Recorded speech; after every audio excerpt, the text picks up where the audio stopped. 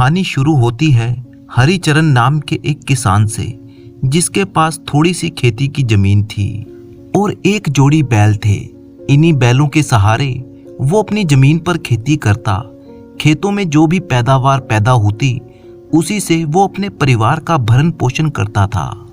उसके दिन जैसे तैसे कट रहे थे, तभी जैसे दुर्भाग्य ने उस पर हमला कर दिया।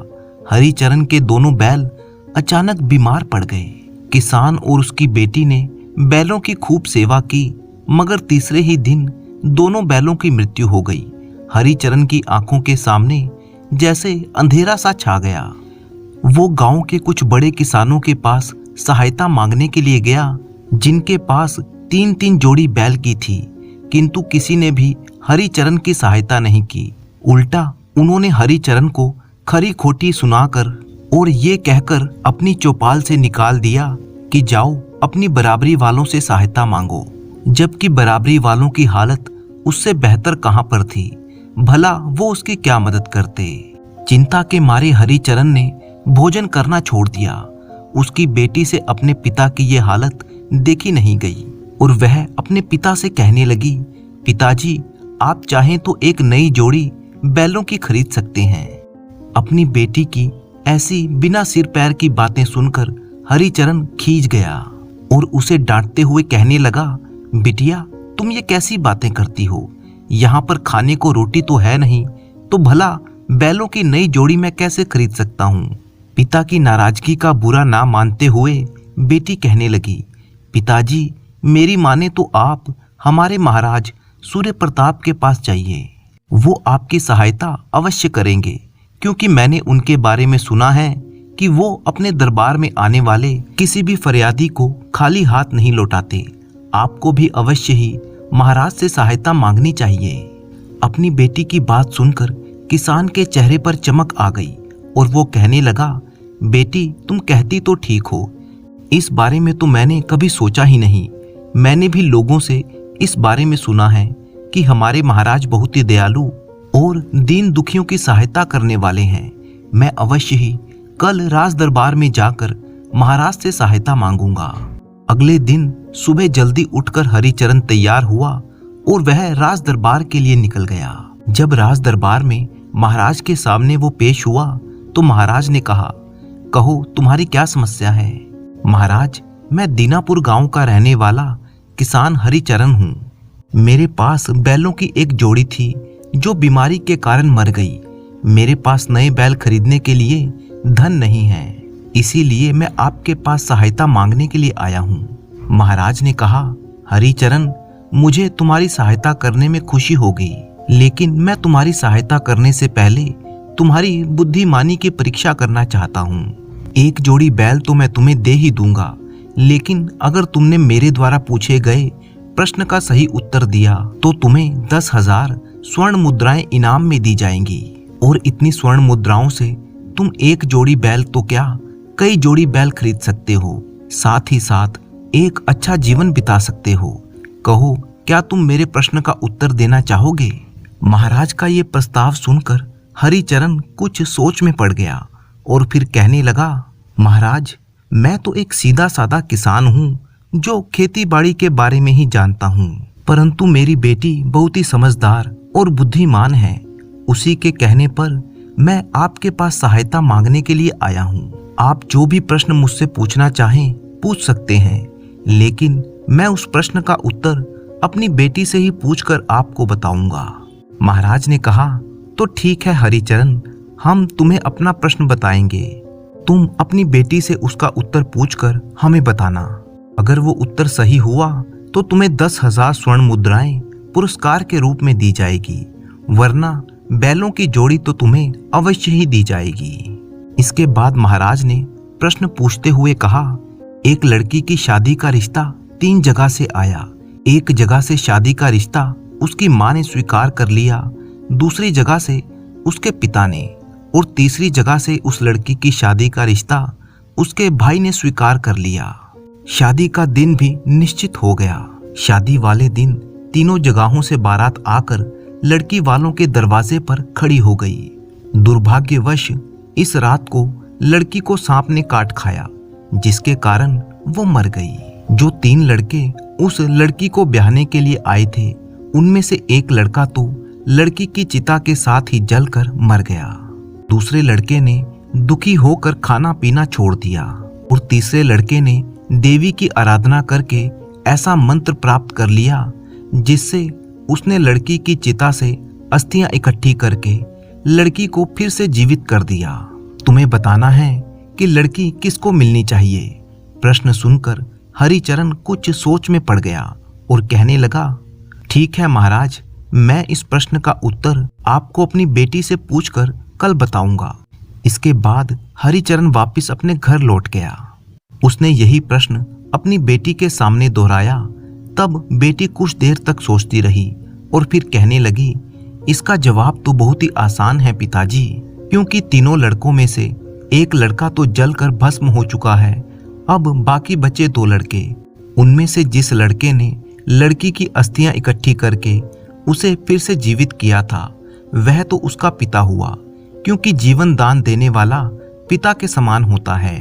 बचा वो तीसरा लड़का जिसने उस लड़की के दुख में अन्न जल का त्याग कर दिया था, वही दूल्हा बनना चाहिए, वह उसका पति होगा, उसी को लड़की मिलनी चाहिए। हरिचरण उसी समय राजा के दरबार में जा पहुंचा। उसने यही उत्तर महाराज के सामने दोहरा दिया।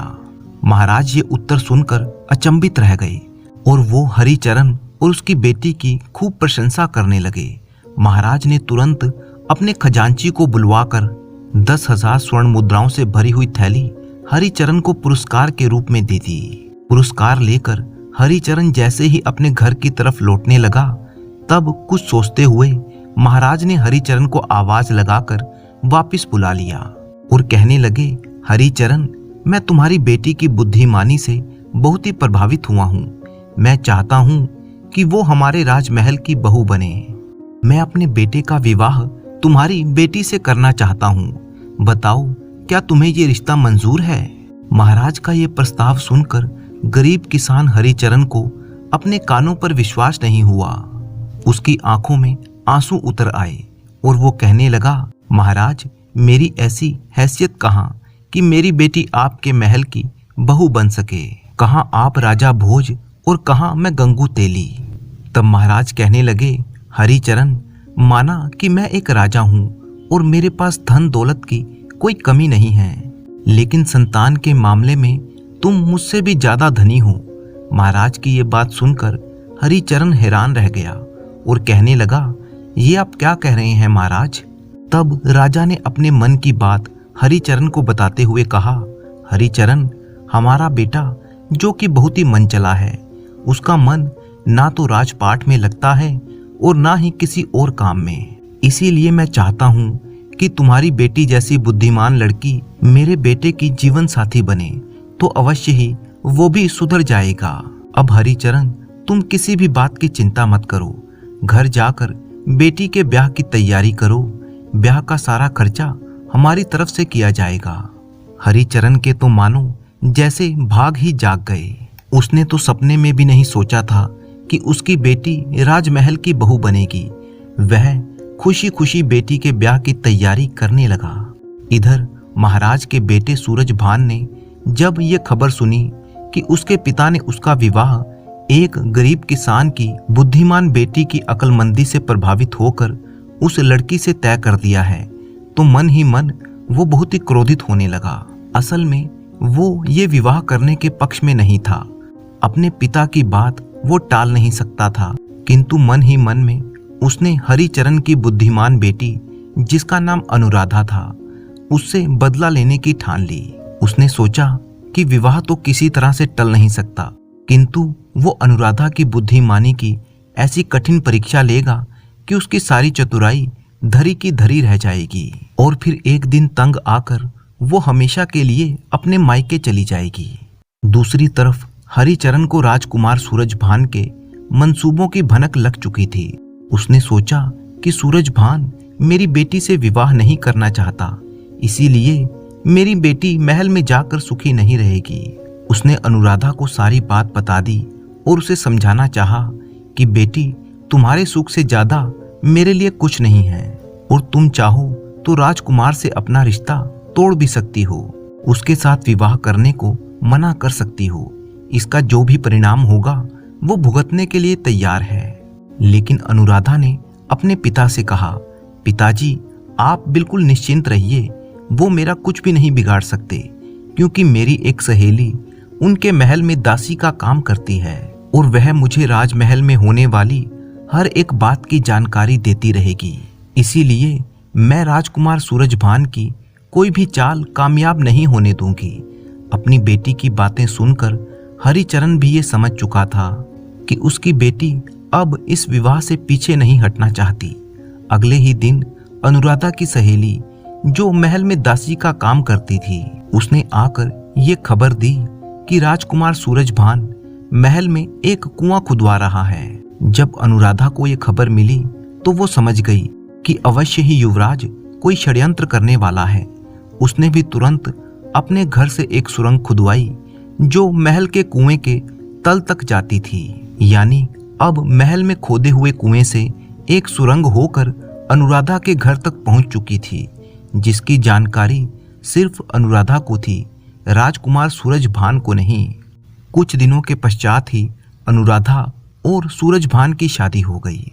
विवाह के पश्चात महाराज ने राजकुमार को बुलाकर कहा, राजकुमार सूरजभान, अब मैं वृद्ध हो चुका हूँ और मैं राजपाट छोड़कर ईश्वर की भक्ति में अपना मन लगाना चाहता हूँ। इसके लिए मैं ये महल छोड़कर वन में एक कुटिया बनाकर रहना चाहता हूँ। इसीलिए कल तुम्हारा राज तिलक करके मैं वन की ओर प्रस्थान कर जाऊंगा।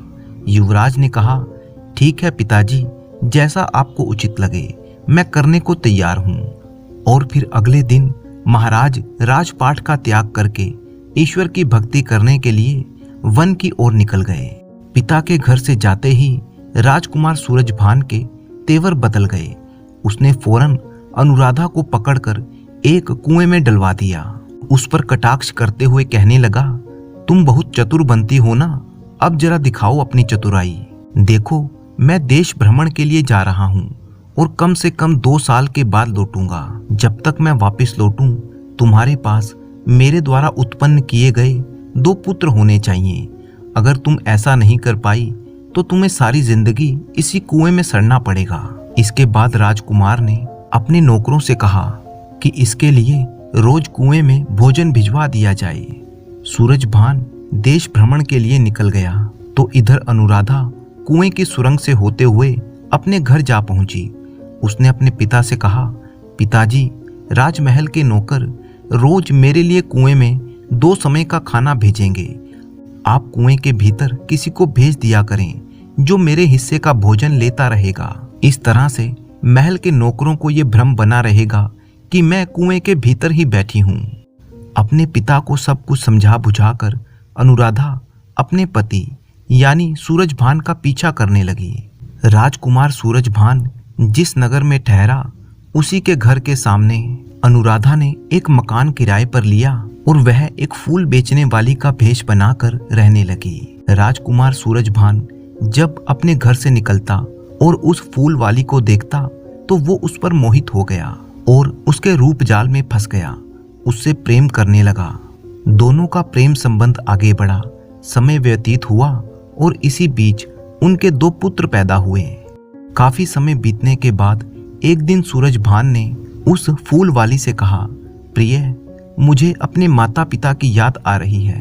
मैं कल उनसे मिलने के लिए जा रहा हूँ। तुम ये 20,000 स्वर्ण मुद्राएं अपने पास रख लो, ये इन बच्चों की देखभाल के काम आएंगी। ये कहकर सूरजभान वहां से अपने राजमहल की तरफ चल पड़ा।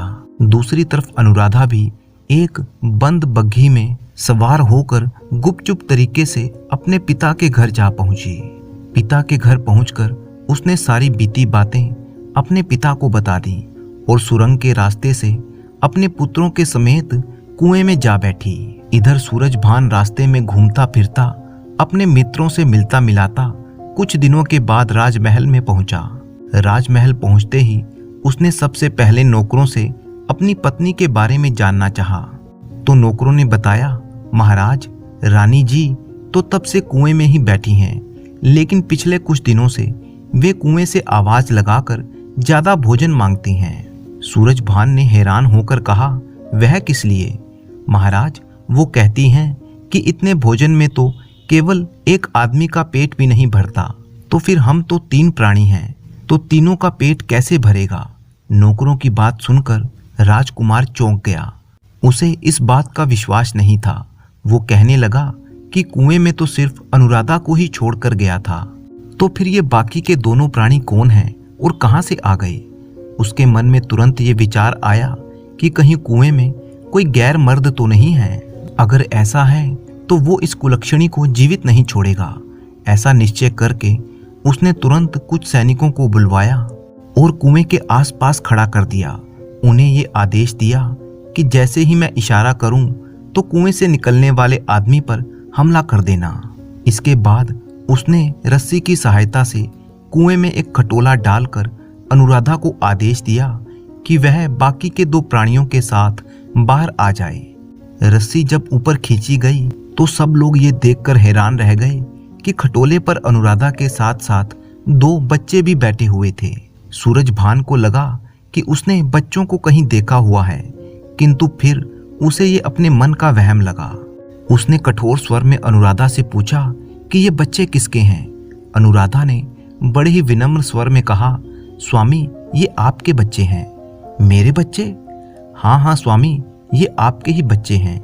ये कहते हुए अनुराधा ने 20,000 स्वर्ण मुद्राओं से भरी हुई थैली सूरजभान के सामने रख दी, जो थैली सूरजभान ने फूल वाली को दी थी।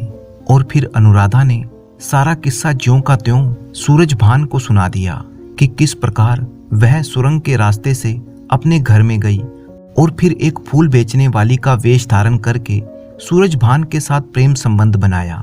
उसी से ये दोनों बच्चे पैदा हुए। सारी सच्चाई जानने के बाद सूरजभान आश्चर्यचकित रह गया। उसने अनुराधा की बुद्धिमानी का लोहा मान लिया और उसे अपने गले से लगा लिया। वो कहने लगा, सच अनुराधा, मेरे पिताजी ने तुम्हारे बारे में जो भी सोचा था वो बिल्कुल सच ही था, और मैं आभारी हूँ कि उन्होंने तुम जैसी बुद्धिमान और होशियार लड़की से मेरा विवाह करवाया। आज से तुम इस महल की महारानी हो। इस घटना के बाद राजकुमार सूरजभान ने भी अपने व्यवहार को बदल लिया और अनुराधा के साथ एक सुखमय जीवन बिताने लगा।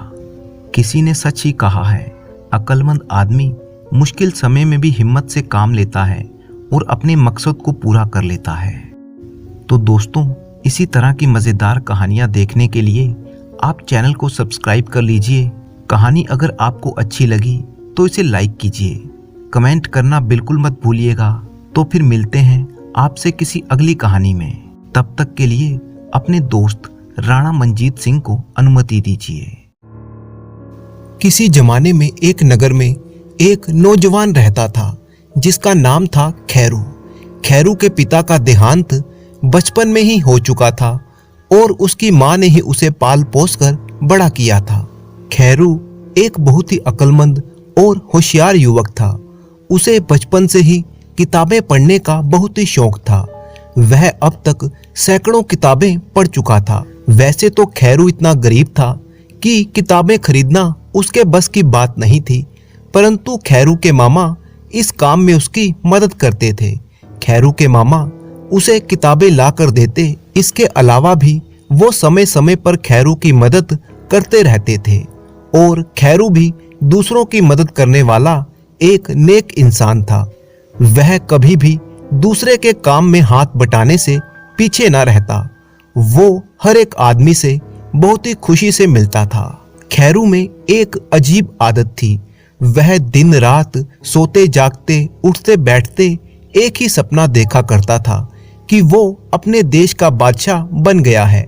ऐसा वो किसी लालच की वजह से नहीं करता था, बल्कि वो चाहता था कि बादशाह बनकर वो लोगों की भलाई के लिए मौजूदा बादशाह से भी ज्यादा काम करे और लोगों के दुख दर्द दूर करे। एक दिन की बात है, उसने बादशाह बनने का अपना सपना अपनी माँ को सुनाया तो माँ ने हंसते हुए कहा, ओ मेरे भोले बेटे, तुम ये ख्वाब क्यों देखते हो? क्या तुम नहीं जानते कि तुम कभी भी बादशाह नहीं बन सकते? माँ की बातें सुनकर खैरू बोला, माँ तुम ऐसी बातें क्यों करती हो? आखिर मैं बादशाह क्यों नहीं बन सकता? मुझ में और बादशाह में फर्क ही क्या है? वो भी मेरी तरह ही एक इंसान है।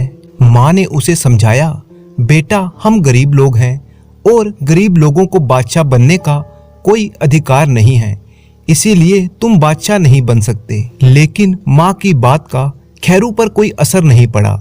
वो अभी भी बादशाह बनने के सपने देखता रहता।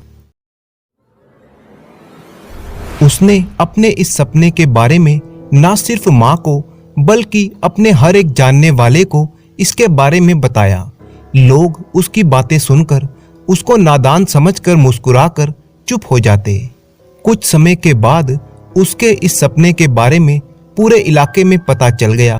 जहां पर भी 4 लोग इकट्ठा होते वो खैरू के इस सपने के बारे में बातें करने लगते। होते होते इस बात की खबर उस देश के बादशाह के कानों तक भी जा पहुंची। बादशाह ने फौरन खैरू को अपने दरबार में हाजिर करने का हुक्म दे दिया।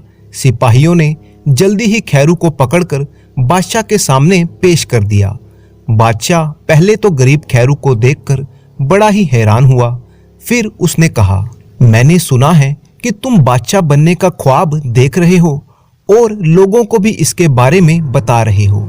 खैरू ने सिर झुकाकर कहा, जी हजूर, आपने बिल्कुल सही सुना है, मगर तुम ये सपना क्यों देखते हो? क्या तुम नहीं समझते कि बादशाह बनना बड़ा ही मुश्किल काम है और वैसे भी राजगद्दी पर केवल बादशाह का बेटा ही बैठ सकता है। जब तुम्हारा राजघराने से कोई रिश्ता ही नहीं है तो तुम बादशाह कैसे बन सकते हो?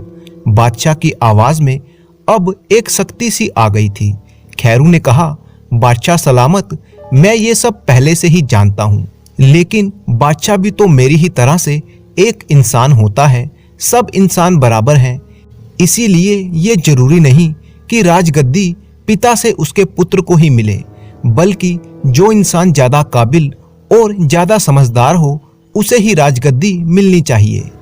खैरू की ये बातें सुनकर बादशाह के पास कोई जवाब नहीं था। वो कुछ पलों के लिए खामोश रहा और फिर बोला, खैरू, तुम्हारी ये बात मेरे दिल में घर कर गई है। अगर तुम इस देश के बादशाह बनना चाहते हो और अपने सपने को सच करना चाहते हो तो मैं तुम्हें एक मौका दूंगा। बोलो, तैयार हो? बादशाह की बात सुनकर सभी लोग हैरान थे, परंतु कोई कुछ ना बोला। तब खैरू ने बड़ी ही खुशी से कहा, जी बादशाह सलामत, मैं तैयार हूँ, बताइए मेरे लिए क्या आदेश है। तो सुनो खैरू, तुम्हें मेरी 4 शर्तों को पूरा करना होगा। उनमें से 3 तो सवाल हैं जिनके तुम्हें जवाब देने होंगे और एक काम है जो तुम्हें पूरा करना होगा। अगर तुम ये 4 शर्तें पूरी कर दो तब तुम मेरी राजगद्दी के हकदार बन सकते हो। बादशाह की बात सुनकर खैरू के होंठों पर मुस्कान आ गई। वो बोला, हजूर, आप जैसे चाहें वैसे सवाल मुझसे कर सकते हैं। मैंने बहुत सी किताबें पढ़ी हैं और इस दुनिया में ऐसा कोई सवाल नहीं जिसका जवाब मुझे मालूम ना हो, और ऐसा कोई काम नहीं जिसे कोई इंसान पूरा ना कर सके। खैरू की हिम्मत देखकर बादशाह के साथ साथ बाकी लोग भी हैरान थे। बादशाह ने कहा, तो सुनो मेरा पहला सवाल। मान लो मेरे पास एक डिब्बा है जिसके अंदर एक और डिब्बा है और उसके अंदर एक डिब्बा और है। ये तीसरा डब्बा एक मजबूत धातु का बना हुआ है, लेकिन जब उस धातु के डिब्बे को खोला गया तो उसके अंदर कुछ ना निकला। इसका क्या मतलब है? अब तुम दूसरा सवाल सुनो। दूसरा सवाल ये है कि अगर कोई सपना देखे कि एक सुनहरी थाली में 2 प्याले रखे हुए हैं, उनमें से एक में मीठा शरबत है, दूसरे में जहर है, इसका क्या मतलब है? और तीसरा सवाल ये है कि अगर मेरी बेटी शहजादी के पास एक चांदी की थाली में एक गुड्डा और एक गुड़िया रखी हुई है और उनके बीच में एक चांदी की अंगूठी पड़ी है, तो इन चीजों का क्या मतलब है? इन तीनों सवालों का अगर तुम सही जवाब दे पाए तो आखिर में तुम्हें जो काम करना है वो ये कि अपने नगर में तुम्हें एक बहुत बड़ा तालाब बनाना है, जिससे कि पूरे इलाके के लोगों की पानी की दिक्कत को दूर किया जा सके। इन शर्तों को पूरा करने के लिए कोई समय सीमा तय नहीं है। तुम जितना वक्त चाहे उतना ले सकते हो। तुम चाहे 3 दिन, 3 महीने या 3 साल में ये काम पूरा करो, मुझे कोई परेशानी नहीं है। जब तुम सभी शर्तों को पूरा कर लोगे तो ये राजगद्दी तुम्हारी हो जाएगी। जब बादशाह सलामत ने अपनी बात पूरी की तो खैरू ने बादशाह से कहा, बादशाह सलामत, आपने जो सवाल मुझसे पूछे हैं इनका जवाब देना मेरे लिए कोई मुश्किल काम नहीं है। मुझे इनके लिए कोई समय नहीं चाहिए। मैं अभी इसी वक्त आपके सवालों के जवाब दे सकता हूँ। तो सुनिए, आपका पहला सवाल एक धातु के डिब्बे से जुड़ा हुआ है जो एक बड़े डिब्बे में बंद है और वो बड़ा डिब्बा भी एक डिब्बे के अंदर बंद है। जब उस धातु के डिब्बे को खोला जाता है तो उसके अंदर कुछ भी नहीं निकलता। डिब्बे के अंदर डिब्बे से मतलब शाही खजाने से है और असल बात यह है कि आपका शाही खजाना इस वक्त बिल्कुल खाली पड़ा है। दूसरा सवाल आपने 2 प्यालों के बारे में पूछा है जिसमें से एक के अंदर शरबत है जो कि मीठा है, दूसरे प्याले में कड़वा जहर है। ये दोनों प्याले एक सुनहरे थाल पर रखे हुए हैं। ये सुनहरी थाल आपकी राजगद्दी है और शरबत का मतलब शाही महल की सुख सुविधाएं हैं, जबकि जहर का मतलब राजकाज चलाने के लिए और कानून का पालन करवाने के लिए की जाने वाली सख्तियों से है, जिनके बिना राज नहीं किया जा सकता। और तीसरे सवाल में आपने पूछा कि शहजादी ने एक चांदी की थाल में एक गुड्डा और एक गुड़िया रखी हुई है और उनके बीच में चांदी की अंगूठी पड़ी है। बादशाह सलामत, ये इस बात का संदेश है कि शहजादी की उम्र शादी की हो चुकी है और अब वो अपना घर बसाना चाहती है, मगर आप अपनी राजपाट की जिम्मेदारियों में एक पिता की जिम्मेदारी भूल गए हैं। खैरू के जवाब सुनकर बादशाह हैरानी के कारण कुछ भी बोल ना सका। पूरे दरबार में बैठे दरबारियों और मंत्रियों का मुंह भी देखने लायक था।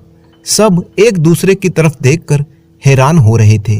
वे हैरान इस बात पर थे कि कोई आदमी ऐसे मुश्किल सवालों के जवाब इतनी आसानी और इतनी जल्दी से कैसे बता सकता है। सभी लोग और बादशाह भी खैरू की अक्लमंदी का लोहा मान गए। बादशाह ने कहा, खैरू, तुमने जो सवालों के जवाब दिए हैं वो सचमुच ही तारीफ के लायक हैं, लेकिन अभी एक आखिरी शर्त तुम्हें पूरी करनी है। अपने इलाके में जाकर एक इतना बड़ा तालाब बनाना है जिससे कि पूरे इलाके की पानी की दिक्कत को हल किया जा सके। तब खैरू ने कहा, हजूर, आपकी इस आखिरी शर्त को पूरा करने के लिए मुझे कुछ समय लगेगा। आप मुझे आज्ञा दीजिए ताकि मैं अपने काम को पूरा कर सकूं। बादशाह कुछ परेशान लहजे में बोला, हाँ, अब तुम्हें जाने की इजाजत है। खैरू वापस अपने घर आ गया और सारा किस्सा अपनी माँ को कह सुनाया, जो भी आज दरबार में हुआ था। माँ ने पहले तो खैरू को शाबाशी दी और फिर चेतावनी देते हुए कहा, मेरे बच्चे, तुम बहुत ही संभल कर आगे बढ़ना, क्योंकि ऐसा ना हो कि बादशाह तुम्हें कोई नुकसान पहुंचा दे। इसीलिए अभी भी बादशाह बनने की ख्वाहिश को छोड़ दो।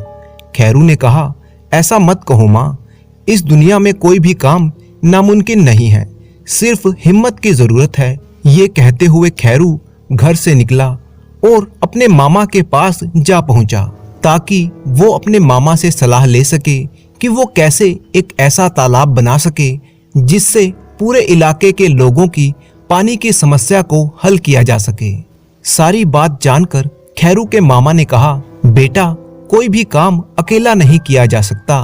तालाब खोदने के लिए कई मजदूर चाहिए, परंतु तुम्हारे पास इतना पैसा नहीं है कि तुम मजदूरों को दिहाड़ी देकर काम करवा सको। खैरू ने कहा, तो क्या ये काम पूरा नहीं हो सकता? नहीं, मैंने ऐसा तो नहीं कहा। एक रास्ता है, तुम अपने सभी दोस्तों, रिश्तेदारों और जानने वालों से बात करो और उनकी मदद लो। वो तुम्हारा साथ दें तो तालाब खोदने में तुम्हारी मदद कर सकते हैं, और तुम उनसे ये वादा करो कि बादशाह बनते ही तुम उन सब की मेहनत का सही इनाम उन्हें दे दोगे। खैरू ने अपने मामा की बात मान ली और ऐसा ही किया। अब क्योंकि वह खुद भी सभी की मदद करता रहता था, इसीलिए सभी लोग उसकी सहायता करने के लिए तैयार हो गए। सब लोग दिन रात लगकर 3 महीने में तालाब खोद देते हैं, और जब बारिश का मौसम आया तो तालाब पानी से लबालब भर गया। दूसरी तरफ बादशाह को इस बात का पक्का विश्वास था कि खैरू इस चौथी शर्त को पूरा नहीं कर पाएगा, क्योंकि तालाब खोदने के लिए धन चाहिए और खैरू एक गरीब लड़का था। बादशाह ने सोचा कि खैरू ये काम नहीं कर पाएगा और बादशाह बनने का अपना सपना छोड़ देगा। मगर जब 3 महीने बीत गए और खैरू बादशाह के दरबार में हाजिर हुआ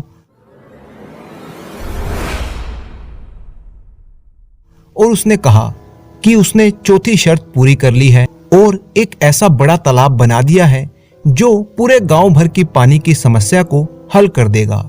इसीलिए अब वादा पूरा करने की बारी बादशाह सलामत की है। उसकी बात सुनकर बादशाह दंग रह गया। उसने उसी समय उस जगह जाने का फैसला किया जहां तालाब बनाया गया था। वहां पहुंचकर देखा तो तालाब सचमुच ही बहुत बड़ा था। इतना बड़ा तालाब देखकर बादशाह कहने लगा कि तुमने ये सब कैसे कर लिया? तुम्हारे पास तो इतना धन है ही नहीं, फिर ये कमाल कैसे हुआ? खैरू ने मुस्कुराकर कहा, बादशाह सलामत, पहले तो इंसान को समझना चाहिए कि वो क्या कर सकता है और फिर ये समझना चाहिए कि दूसरे लोगों से मदद कैसे ली जाए। जब सब मिलजुल कर काम करें तो काम आसान हो जाता है।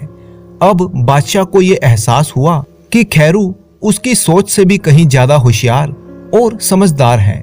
उसने खैरू को कम समझने की भूल की थी।